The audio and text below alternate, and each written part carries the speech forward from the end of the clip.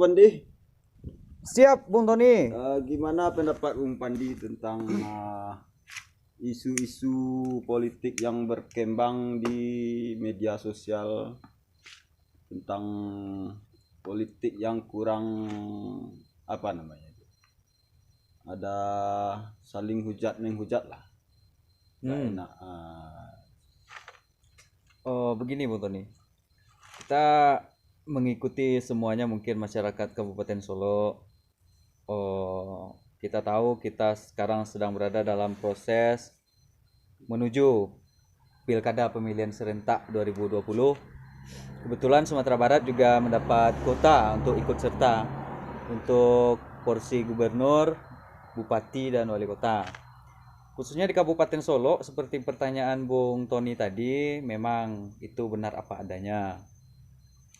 Bahwasanya masih kita temukan politik Yang fanatisme negatif begitu Bung Tony ya, terlebih di media sosial.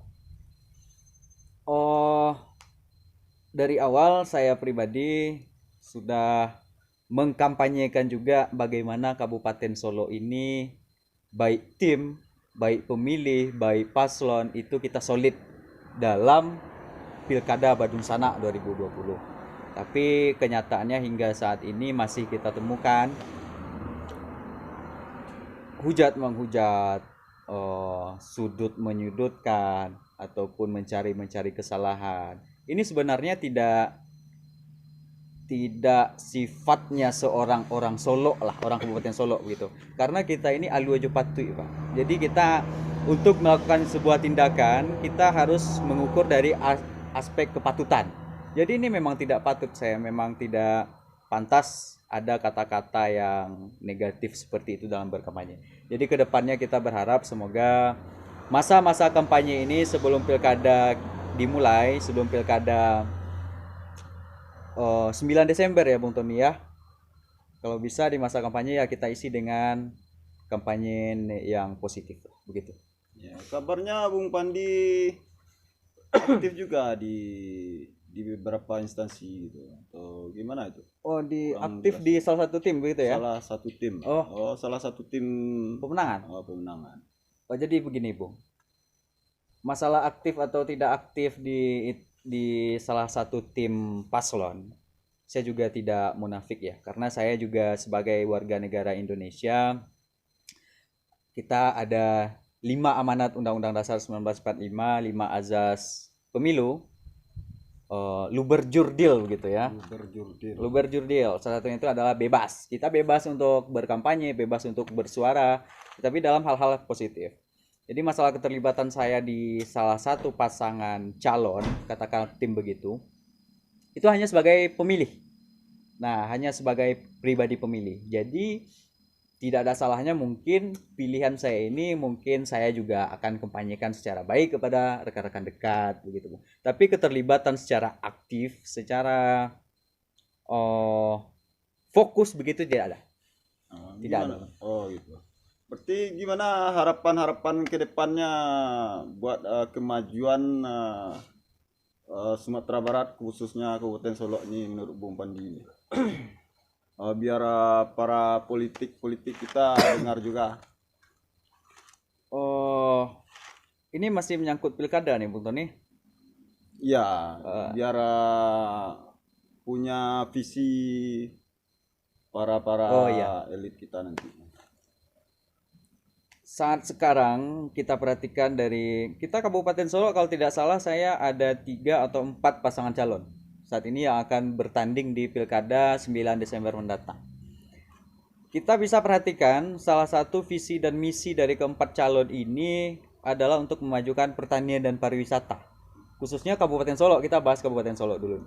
Di sini saya merasa tertarik untuk membahas ini. Bahwasanya semua pasangan calon saya rasa sama-sama baik karena mengedepankan sektor pariwisata dan pertanian gitu. Jadi kita doakanlah siapa nanti yang akan terpilih bisa untuk memajukan pariwisata. Karena saat ini Bung Tony begini, saya kan lama di rantau nih Bung Tony. Jadi saya punya prinsip begini, saya ke rantau itu untuk belajar, saya itu pulang ke kampung untuk mengabdi. Jadi seperti pancingan Bung Tony tadi, ke depan bagaimana untuk memajukan Iya. Kabupaten Solo. Oh, berarti keterlibatan Bung Pandi di apa sekarang ini ada keinginan untuk maju di 2024 ini. Oh, belum ke sana. Belum ke sana, Bung. Tapi bagusnya maju. Belum. Jadi kita sambung yang tadi, Bung.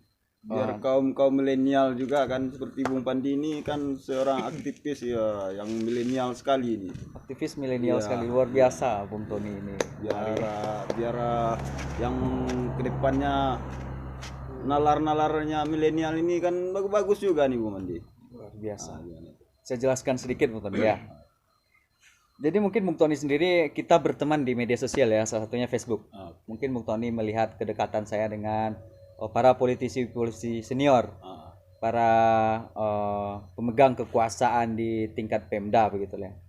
Itu semata-mata saya lakukan bukan karena unsur pilkada. Sebelum masa kampanye ini pun saya sudah dekat dengan bapak-bapak dan ibu-ibu kita yang di atas. Saat ini saya fokus Bung, seperti ungkapan saya tadi, saya pulang kampung untuk mengabdi dan saya sudah memutuskan untuk tidak kembali lagi ke rantau ini. Sekarang saya lebih fokus menjalin hubungan baik dengan salah satunya Komisi C DPRD yang membawahi bidang pariwisata.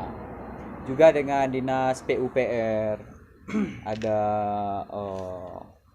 Dinas Pariwisata dan Kebudayaan. Jadi saat ini saya juga bersama Bung Haikal, kita di Kabupaten Solo ini saya ingin mengajak rekan-rekan di Kabupaten Solo untuk ikut berpartisipasi dalam memajukan sektor pariwisata Kabupaten Solo.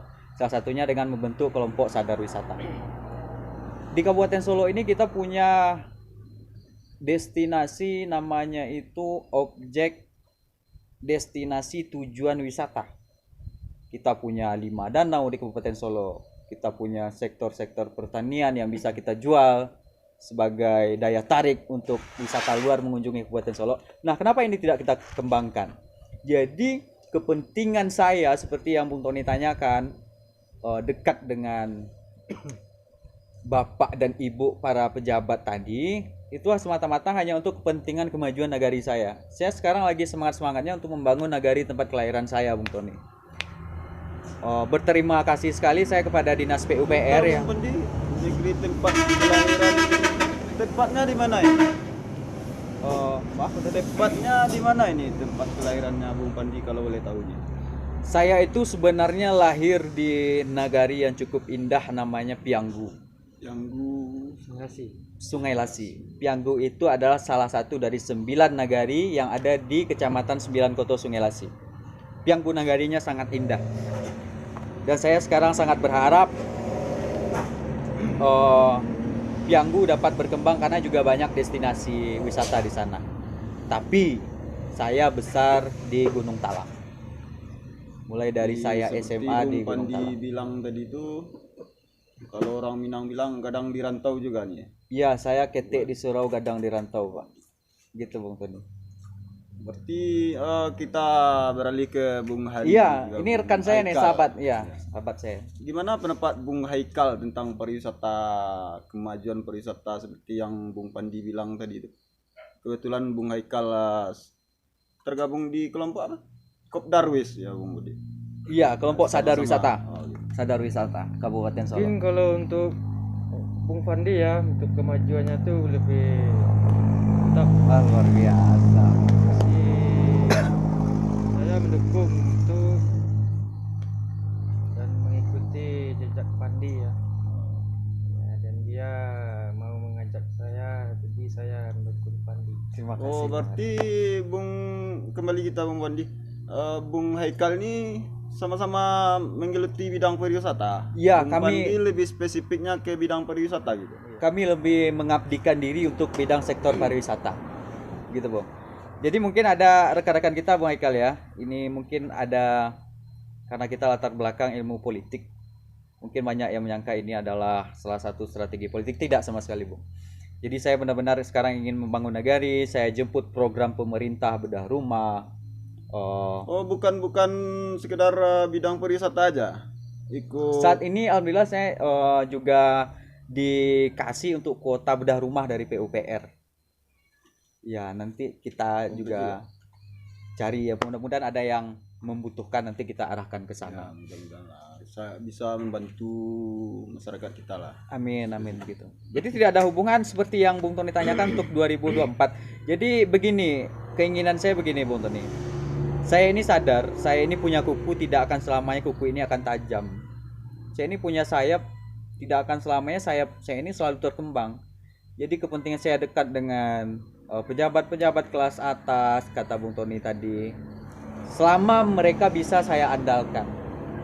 Nanti kalau bapak dan ibu orang-orang yang saya andalkan ini pensiun, atau mereka pindah tugas, atau mereka menjadi salah satu korban politik, maaf bicara, ini udah menjadi rahasia umum lah, katakan begitu. Belum tentu hubungan saya akan tetap baik dengan pihak-pihak terkait. Jadi ada masanya nanti mungkin harus saya lah yang harus turun tangan untuk menjemput aspirasi. Mungkin salah satu tujuannya memang kita punya keinginan, tapi kita tidak punya wewenang, ini percuma, Bung. Jadi kita punya keinginan untuk membangun nagari, dan kita juga punya wewenang untuk bisa membangun, itu menjadi luar biasa dan pasti akan terwujud. Salah satunya dengan memang untuk 2024 ya, 3 atau 4 tahun lagi. Kalau memang ada restu dari Allah dan dukungan dari teman-teman, keluarga, insya Allah kenapa tidak, Berarti demi kemajuan nagari. emang ada keinginannya, bagus Bang Bandi. Keinginan. Memang sepantasnya kaum milenial ini maju. Mudah-mudahan, Bung. Jadi kaum milenial ini tidak hanya disuruh maju ketika berorasi untuk demo, karena mereka ini semangat sedang berkuar-kuar, Bung Haikal ya. Jadi bagaimana di 2024 itu kita wujudkan milenial ini menjadi keterwakilan kaum muda yang duduk di parlemen. Nah, begitu. Saya nggak bicara partai politik, saya bicara tokoh muda, begitu Bung Tony. Oke, berarti kesimpulannya apalah harapan-harapan kita ke depannya buat masyarakat kita khususnya Solo ini, tentang pariwisata, tentang apanya, penyaluran bantuan apa segala macam lah Bung Pandi yang terkait lah gitu. Jadi untuk saat sekarang mungkin Atau untuk harapan-harapan yang mungkin Bung Pandi sepatutnya lah gitu, harapan yang seharusnya lah gitu buat masyarakat kita Solo ini. Mau di sektor pariwisata biar misalnya kelola lebih bagusnya. Betul. Atau gimana, di luar itu semua, kesadaran kan gitu. di luar itu semua Bung Tony, saya pribadi berharap cuma satu, dukungan dari masyarakat. Jadi saya misalnya saya dan teman-teman bawa program kelompok sadar wisata ke nagari-nagari yang ada di Kabupaten Solo ini, tolong didukung.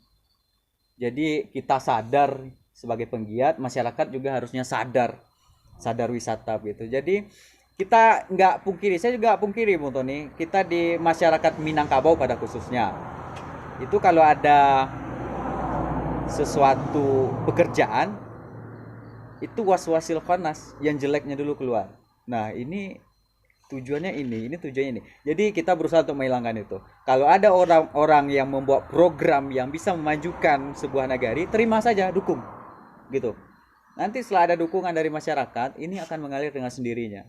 Nagari-nagari kita akan maju insya Allah di bawah pimpinan. Semoga nagari kita maju dan wisata kita lebih maju lagi. Amin. Wisata Kabupaten Solo, wisata Lima Danau maju.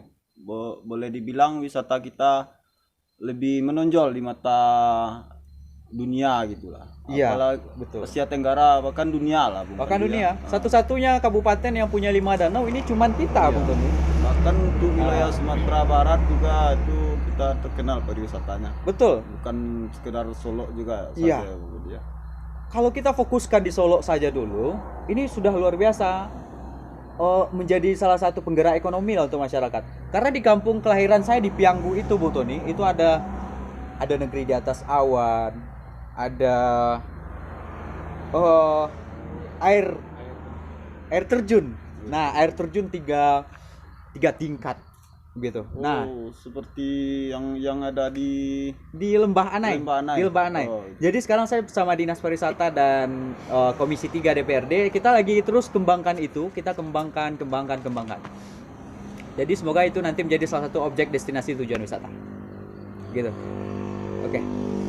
Bung Tony, jadi harapan saya semoga terima kasih telah diajak untuk berkomunikasi malam Terima kasih, ini. Bung Bandi, Bang Adi.